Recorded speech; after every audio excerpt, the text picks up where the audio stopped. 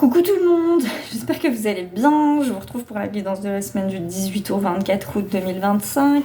Si vous êtes au bout de votre vie, si vous en avez marre des énergies, si vous avez l'impression d'être attaqué, c'est que tout va bien. Voilà, je ne sais pas quoi vous dire. Les énergies sont vraiment pas simples à gérer. C'est compliqué pour avoir discuté avec plusieurs personnes. On peut avoir des sensations d'empêchement, des sensations de... Bien que Mercure ne soit plus rétrograde, des sensations d'empêchement, des sensations d'irritation, d'énervement, d'agacement. Moi je le vois beaucoup là à travers Snoop qui est très agité, vraiment très très agité, donc voilà, c'est quand même assez compliqué. Pour la guidance de la semaine, là j'ai utilisé le tarot Soufi et on a en début de semaine la fille de coupe qui est sortie à l'envers. Voilà.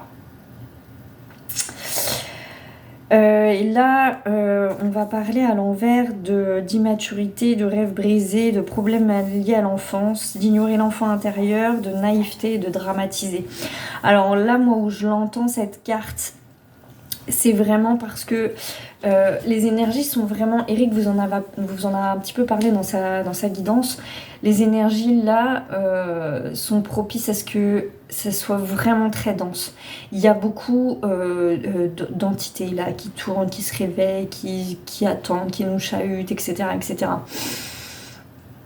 Et il y a dans cette énergie du coup, si on ne fait pas attention, si on n'est pas ancré, si on ne fait pas un vrai travail de recul, enfin une vraie prise de recul en tout cas plus qu'un travail, effectivement on peut vite voir tout en noir, être désespéré, se dire que rien ne bougera jamais, avoir des scénarios de peur ou des scénarios hyper négatifs et hyper sombres.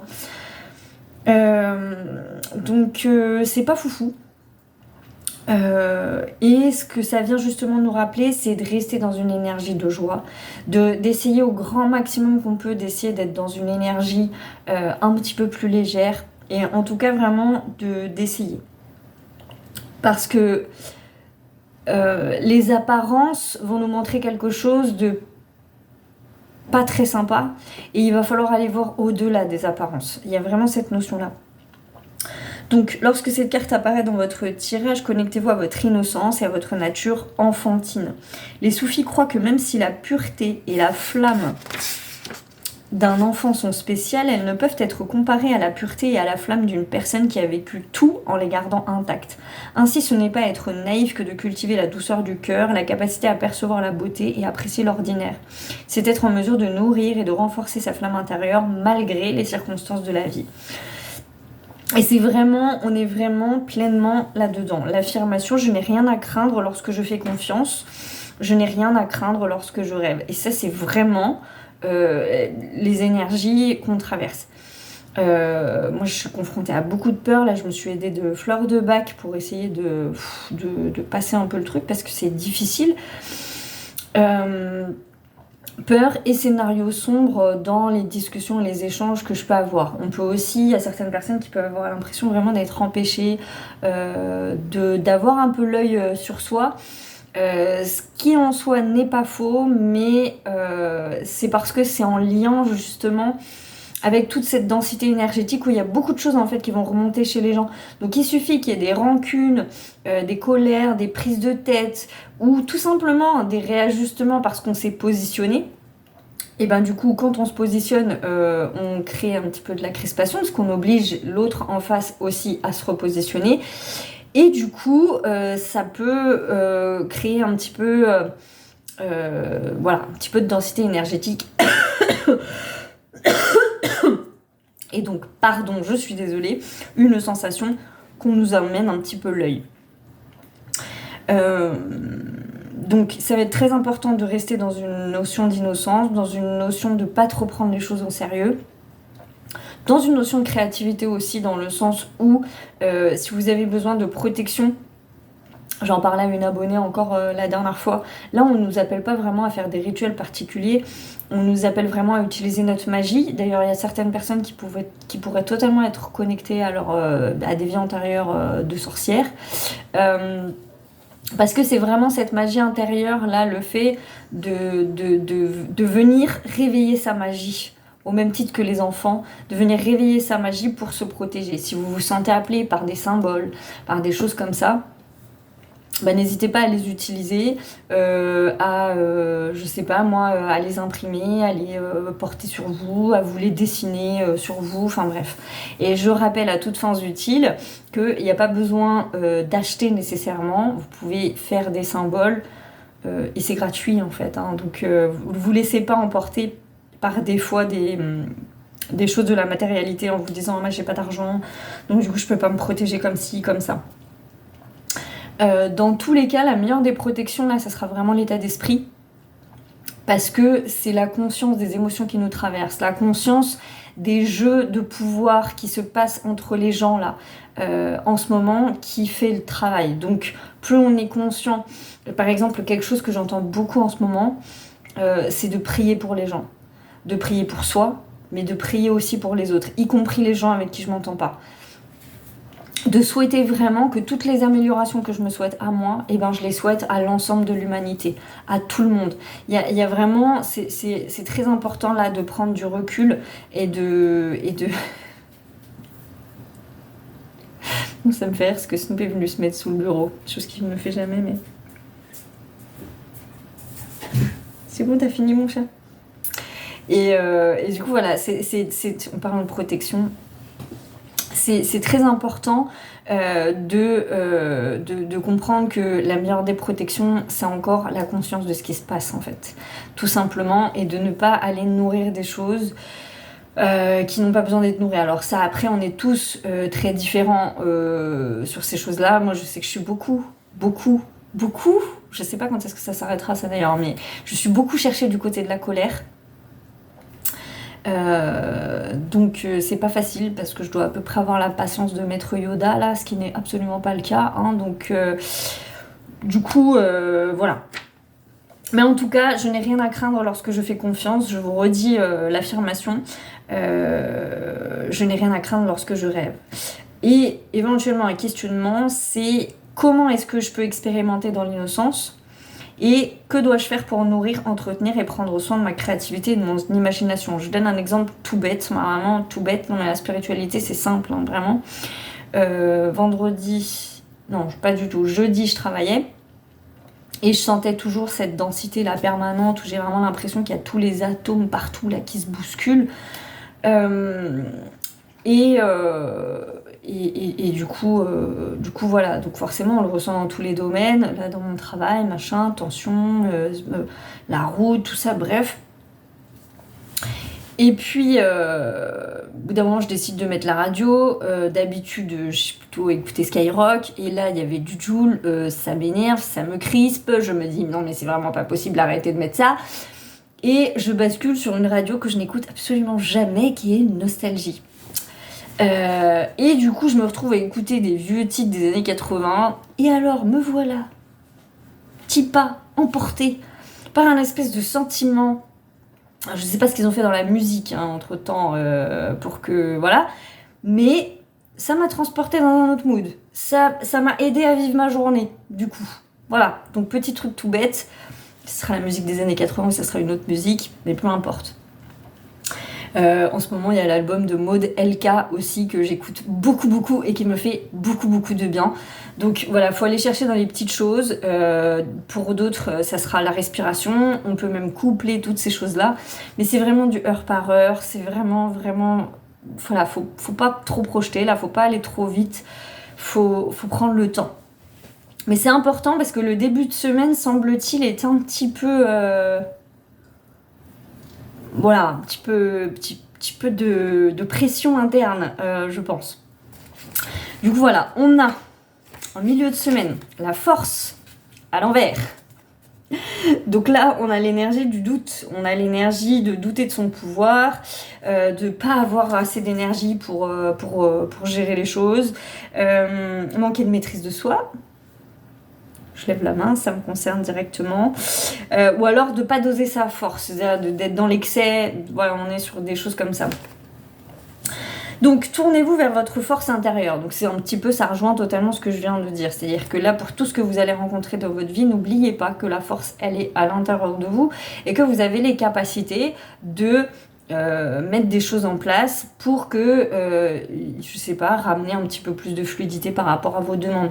Il me semble vraiment que la prière est quelque chose d'essentiel en ce moment. Vraiment. Tout le temps, plusieurs fois par jour, voilà, de se réfugier dans cet espace de prière et de confiance. Pas forcément à demander des choses bien précises, mais plutôt à se confier. C'est-à-dire à sentir, du coup, à travers la prière, la présence de Dieu. C'est de Dieu, de l'univers, de ce que vous voulez. Enfin, de ce que vous voulez, pas trop quand même en ce moment, mais voilà. Donc, c'est ça qui me semble important. C'est encore une fois, puis c'est simple et c'est gratuit. Hein. Prier, c'est ultra facile. Mais il y a vraiment cette énergie de confier ses fardeaux, de confier la lourdeur, de confier tout ce qui doit être confié. Et en parallèle, bien sûr, d'accepter de lâcher, parce qu'on est toujours dans ce moment de... On demande des choses, mais c'est important pour pouvoir les obtenir, de lâcher prise sur toutes ces choses, justement, tout en laissant le juste espace, parce que parmi les choses qu'on a demandées, peut-être qu'il y a des choses qui se passeront peut-être un petit peu différemment. Voilà, mais de toute façon, il y a beaucoup de peur. Il y a beaucoup de peur en ce moment et on a besoin de force intérieure pour pouvoir les affronter. Donc tournez-vous vers votre force intérieure. Quelles circonstances présentes dans votre vie vous obligent à montrer un autre type de courage? Quel obstacle peut-on surmonter en adoptant une approche moins agressive? Y a-t-il des comportements appris autour de votre perception du courage qui vous desservent? Moi, par exemple, c'est l'inflexibilité et le fait de vouloir être foncé dedans. Vraiment, là, je sens que je suis vraiment appelée à ne absolument pas faire ça, à me calmer, à respirer, à prier et à être vraiment dans mon espace intérieur. Connectez-vous à la pureté intérieure et délaissez tout ce qui vous sépare de votre essence intrinsèque et vous empêche d'atteindre vos objectifs. Souvent, notre trajectoire nous endurcit, nous blase et nous épuise. Et ça, c'est très, très, très, très à l'œuvre. Quand on parlait dans la première carte là, de ce passé, c'est justement ça. C'est que le passé, il pourrait avoir tendance à avoir envie de se rejouer et que là, on nous demande vraiment d'agir autrement, d'agir différemment, de voir les choses sous un angle peut-être un petit peu plus grand, un petit peu plus large et du coup de ne pas réagir de la même manière que ce qu'on a l'habitude de faire parce que c'est des habitudes. Notre état intérieur devient dépendant des circonstances extérieures. Ça aussi, je l'entends beaucoup, beaucoup en ce moment et je le vois aussi beaucoup sur Snoop. On peut avoir été habitué par le passé à être très dépendant des énergies extérieures. C'est-à-dire que si tout est calme autour de moi, je vais être calme. Alors par contre, si c'est le chaos, du coup, c'est le chaos. Et en fait, ça peut plus fonctionner parce que dans le collectif, c'est le chaos. Et ça va être de plus en plus le chaos. Vraiment. C'est important. Et cette densité-là, énergétique collective, elle va s'activer encore et encore. Donc, notre état ne peut pas dépendre des circonstances extérieures. Sinon, on coule avec le bateau. Donc là, c'est le chaos. La densité, elle traverse tout le monde à des niveaux très différents, mais elle traverse tout le monde quand même. Donc, pour les plus conscients, on va dire, ou pour... pardonnez si ma formule est maladroite, je sais pas comment le dire autrement. Effectivement, ça va être important de nourrir des espaces de tranquillité à l'intérieur de soi. Vraiment, très fortement.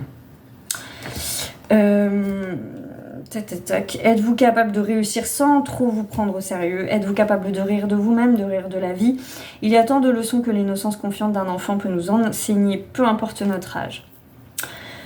Voilà, l'expression de votre force est uniquement la vôtre, il n'a pas besoin d'être modelé sur l'idéal de quelqu'un. J'accepte ma douce force intérieure et la laisse briller dans le monde. Eh bien oui, pour la bonne et simple raison que comme la densité énergétique et le chaos va s'accentuer sur Terre, plus vous allez nourrir ce calme intérieur et plus vous allez l'inspirer aussi ce calme.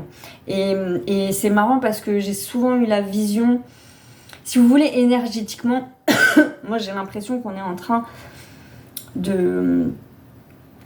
Il y a des énergies sombres qui descendent, il y a une énergie de lumière qui monte. Il y a un espèce de plafond là, que je sais pas quand est-ce qu'on va atteindre, qui est censé péter. Et à partir de ce moment-là, c'est justement, j'ai beaucoup l'image de rayonner très fortement. C'est-à-dire de laisser cette force intérieure comme ça grandir, grandir, grandir, et comme si vous visualisiez l'aura là, mais du coup quelque chose qui se projette très très très très loin en fait, très très loin de vous, au-dessus, en dessous, partout autour de vous. Et qui va permettre justement, c'est cette énergie qui va permettre d'aller un petit peu apaiser le collectif, parce que ça évitera quand cette énergie-là, un peu lumineuse, de force intérieure, elle va se confronter à la densité, en fait, d'une part, il va y avoir un blocage, et en plus, il va y avoir un apaisement en face. Donc, c'est vraiment quelque chose d'important, et je pense qu'en août, justement, sur la fin août, c'est vraiment ça qu'on met en place, parce que ça sera important sur la fin de l'année, et à mon avis, beaucoup en 2026. Donc du coup voilà, en milieu de semaine on a la force, et en fin de semaine on a le 7 de denier. Donc là on a vraiment la notion d'attendre, de pause, de réflexion, de réévaluation, de croissance aussi, de croire que les choses avancent, et de résultats. Cette carte là pour le coup, elle vient vraiment nous demander de faire une pause. Il est temps d'évaluer ce qui a été fait et de planifier ce qui reste à faire. Parfois, les progrès visibles se font attendre. On est clairement là-dessus. Voilà. C'est précisément là que les soufis décrivent les ailes de la patience. Oui, je sais, vous n'aviez pas envie d'entendre ça. Moi non plus. Mais bon, c'est comme ça. Et de la gratitude. Il est possible d'être entouré d'un élément sans en être conscient. Comme un poisson dans l'eau demandant à un autre poisson ce qu'est l'océan. L'homme sur l'illustration ignore les racines de cet ancien olivier simplement parce qu'il ne les voit pas. Comme l'a écrit Mahmoud Darwish, si les oliviers connaissaient les mains qui les plantaient, leur huile deviendrait des larmes. Y a-t-il quelque chose devant vous que vous ne reconnaissez pas ou que vous n'appréciez pas ? Je sens l'enracinement de la terre en attendant sa moisson. Donc sur la fin de semaine, je pense quand même qu'il y a un petit palier de compréhension qui se fait par rapport aux énergies. Je précise que je ne toussais pas avant de commencer la vidéo, hein, juste voilà. Y a un palier quand même qu'on passe à la fin de semaine à mon avis, et qui va nous permettre de réévaluer un petit peu les choses, comme si à la fin de la semaine on aura appris à mieux gérer les énergies. Il y aura quelque chose de validé dans la compréhension et dans l'action. Voilà, il y a aussi cette notion de patience, hein, parce que ce que je vous disais sur ce plafond là, ce truc qui pète, je sais pas quand est-ce qu'il est censé péter, peut-être sur la fin d'année. Pour l'instant j'ai pas d'infos, mais c'est bien en lien avec ça, en tout cas. Pour la thématique de la semaine, du coup j'ai utilisé les lettres hébraïques. Je sais pas pourquoi je suis en accéléré aujourd'hui, je ne sais pas. Donc là ça m'a fait rire parce que c'est la carte Aïn, l'œil de Dieu.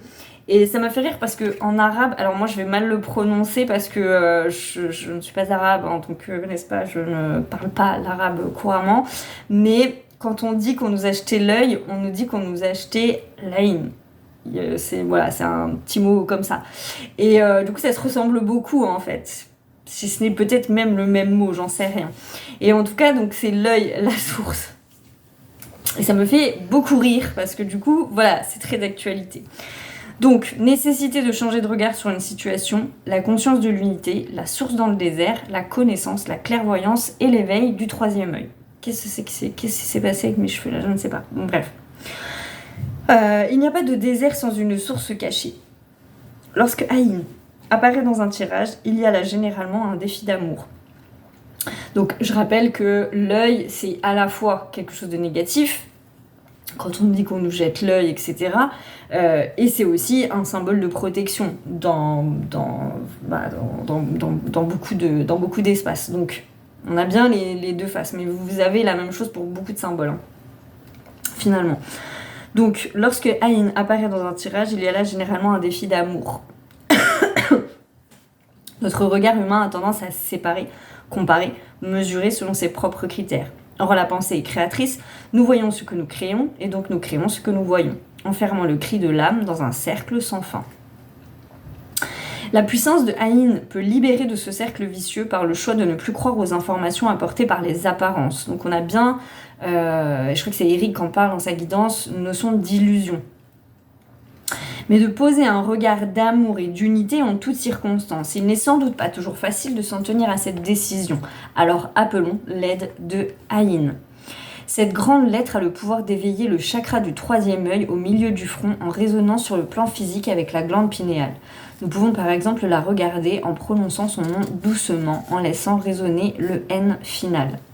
Le troisième œil est relié à la connaissance de l'unité. Il est une porte qui peut s'ouvrir sur d'autres mondes. Il active la puissance de la pensée créatrice, apporte la clairvoyance et recèle de nombreux pouvoirs. Il doit donc être ouvert par la lumière dans la conscience de l'amour afin que jamais ce pouvoir ne soit dévié pour l'ego.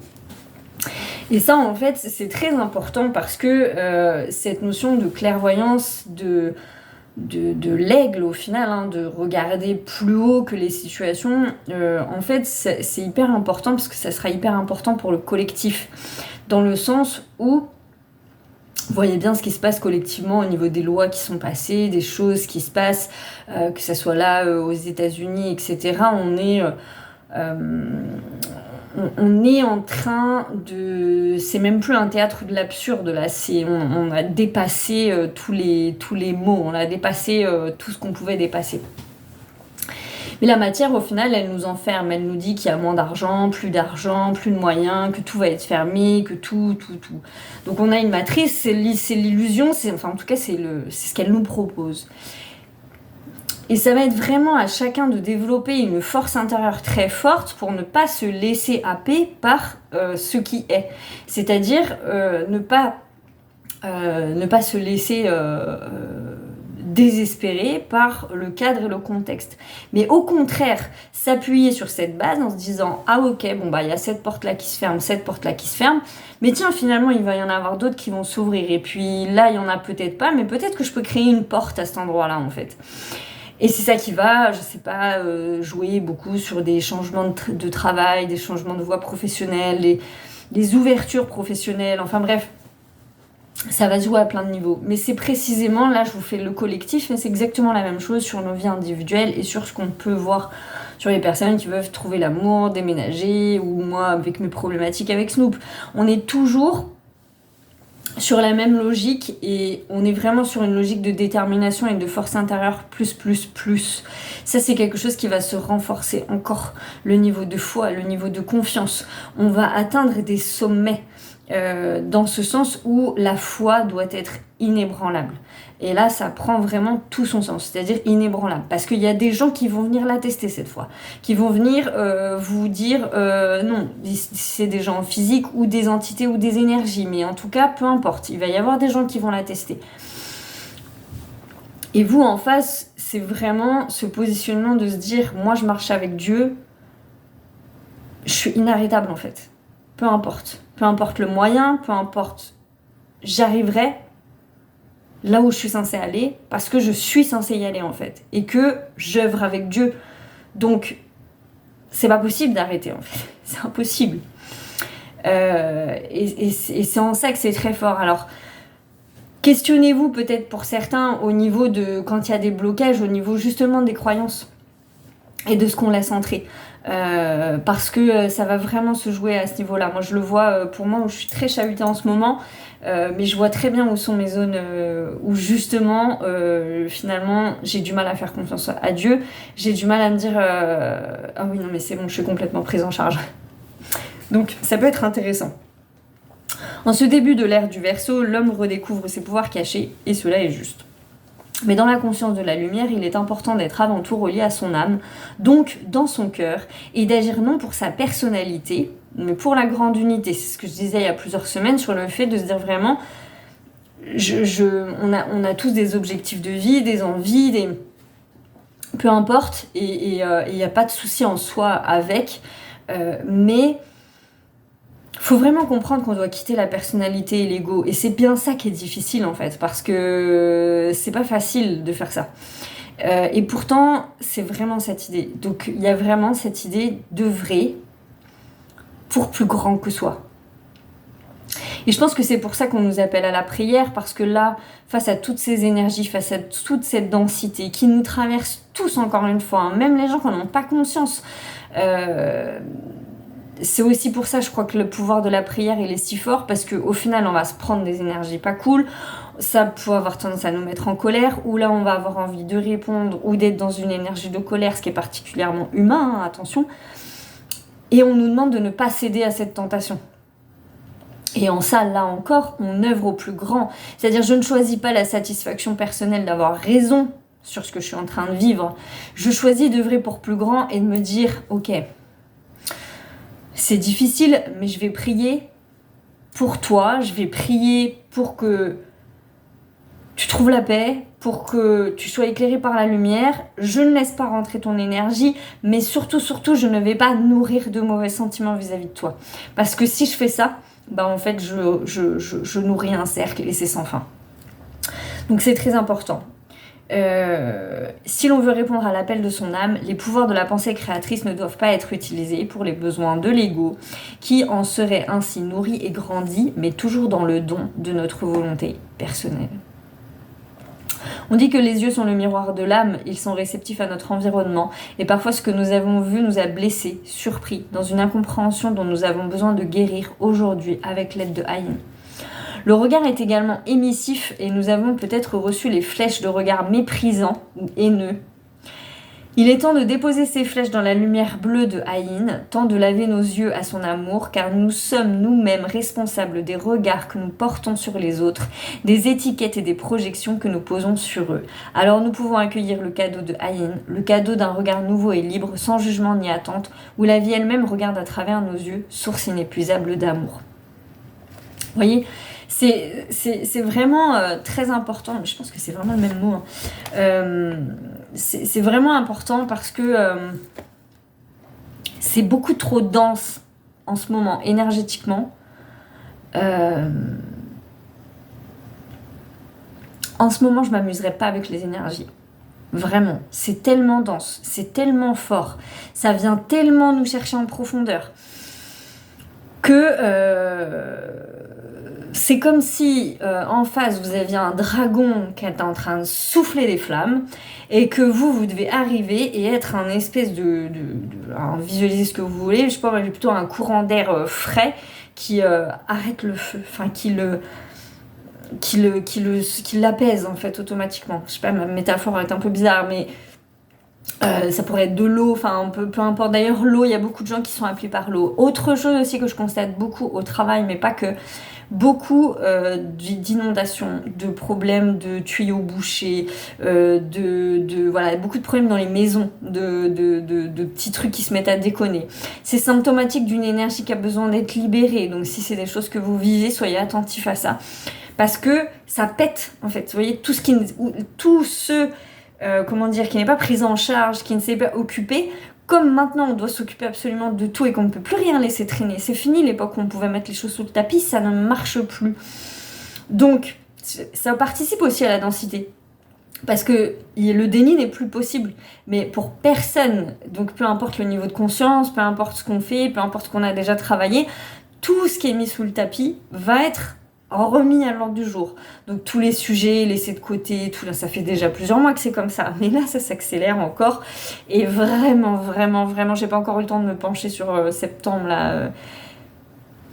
Mais je le redis parce que je le ressens encore plus. Je sens vraiment que septembre, ça va être challengeant de fou. On en parlait avec Eric ce matin encore. Moi, je vous le dis déjà depuis plusieurs semaines, mais le mois de septembre, il va pas rigoler du tout, dans le sens où on va pouvoir être vraiment tout d'un coup être appelé à faire beaucoup de choses, à être toujours dans cette énergie de challenge un peu. Donc voilà, bon, je vous en dirai, je ne devrais pas tarder à me pencher dessus, donc je vous en dirai plus quand ça sera le moment. Voilà, bon, j'espère que vous avez passé une bonne semaine.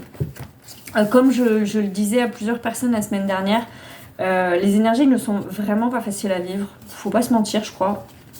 Faut savoir le dire. Donc c'est important d'être dans une logique où on se soutient tous les uns les autres. et où même énergétiquement on peut ressentir qu'on se soutient les uns les autres. C'est peut-être pour ça que j'entends tellement que la prière est importante en ce moment. Non pas dans le sens bête et méchant de la chose, mais